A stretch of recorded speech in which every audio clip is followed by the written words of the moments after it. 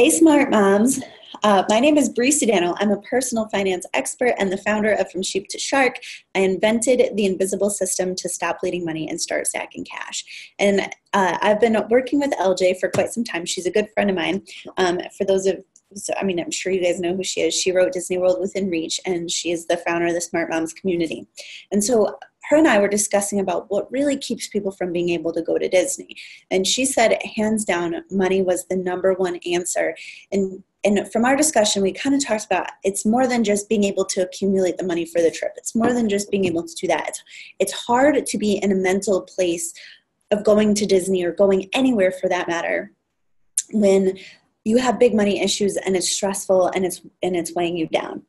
And so in this video, I want to talk about why budgets don't really work in real life and why the cash envelope system doesn't really work in real life. And before that, I'm going to tell you a little bit about my background so you're not like, who is this woman on the internet in my email box?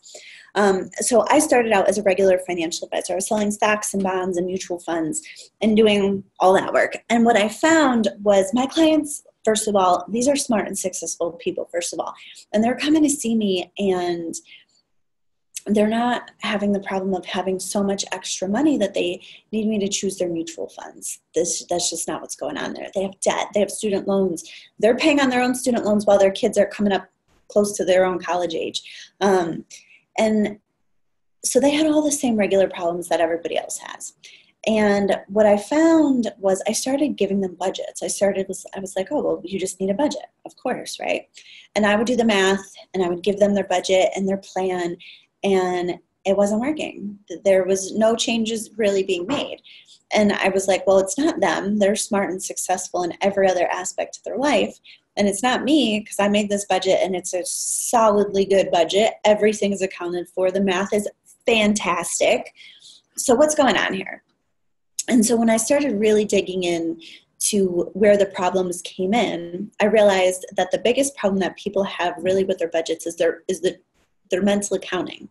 Now, a good household budget is going to have at least 100 line items, and that is mentally, like, it's impossible to keep track of every single line item because all these numbers are going to be moving all the time. So that's the first way that it really doesn't work. So the time that you need the budget the most is when you're at the store, right? It's when you're at the checkout line. And that's the part where mentally you're not there. You can't keep track of it all in your mind. And so then you buy the stuff that you need because it was a non-negotiable and you go back home and then you're right back to managing your money proactively. So that doesn't really work. So what I find is that having a very simple system works better. And that's to separate money by purpose rather than just by line item. So in this video series, we'll go more in depth in day 3. But you basically want to have 5 types of money. Some money that you're going to keep, some money you're going to pay the bills with, some money you're going to save for your expected expenses that you're going to need a little bit later, some money for important things, and some money for spending. And so when you have an answer to this simple question of how much money can I spend without ruining everything else, it's a lot easier to keep your spending under control, right? Than guessing and trying to keeping track of everything is a lot of work, right?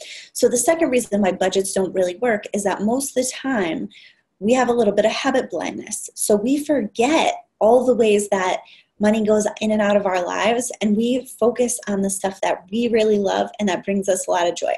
There's a ton. I have 100 examples of somebody being in my office being like, I'm going to have to cut out yoga. It's my yoga classes that are too much.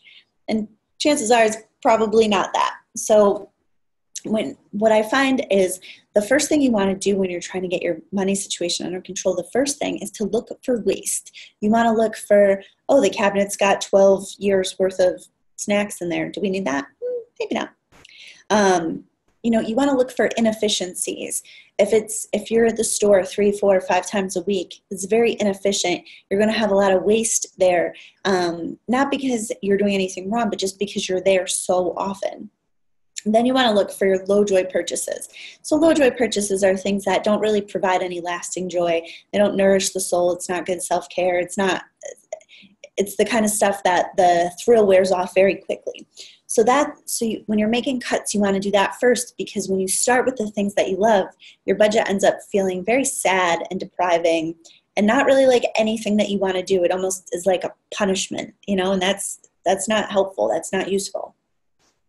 Now, the third thing about why budgets really don't work is a lot of times trying to get your spending under control requires too many habit changes all at once.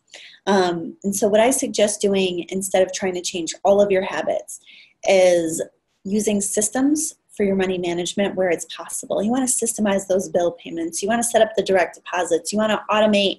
A lot of it. You want to automate those spendings, or not spendings, the savings, the investments. You want those things to be automated so that way it gets done. You don't have to think about it. It's not one more thing on your to-do list. It's easy peasy. So those are a couple tips and tricks for you. So tomorrow I'll be making a video on how to get off of the hamster wheel of debt once and for all, and that is going to be fantastic.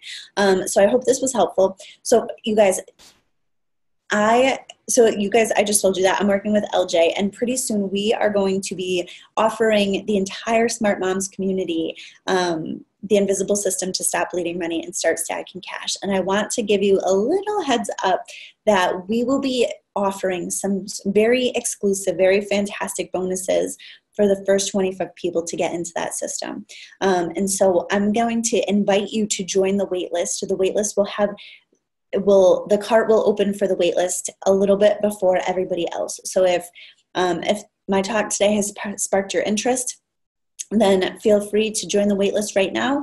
And then you will also be on the list to get the rest of the videos that I will be presenting this week for you.